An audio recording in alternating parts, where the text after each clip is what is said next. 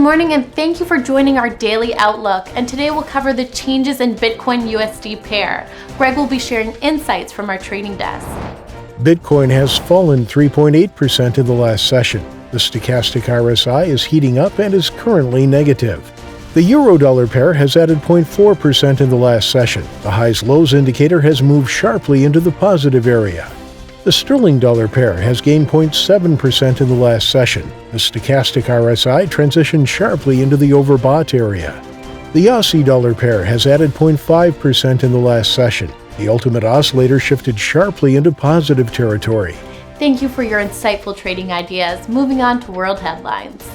Facebook blocked a group of 1 million members that discusses Thailand's king after the Thai government threatened legal action over failure to take down content deemed defamatory to the monarchy. Britain appears to be on course to enjoy a record-breaking economic recovery in the third quarter, fueled by consumers who are spending again after the coronavirus lockdown and a planned reopening of schools.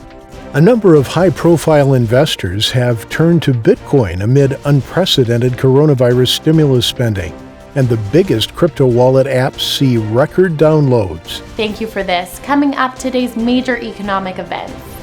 The Swiss GDP will be released at 3:45 GMT, the Eurozone's M3 money supply at 600 GMT, the US GDP at 10:30 GMT, the Canadian current account at 10:30 GMT, the U.S. pending home sales at 1200 GMT, and the U.S. natural gas storage at 1230 GMT. We hope that you've enjoyed today's market outlook. On behalf of all of us here, we wish you a productive trading day. Be sure to join our next review for the latest news and events from the financial markets.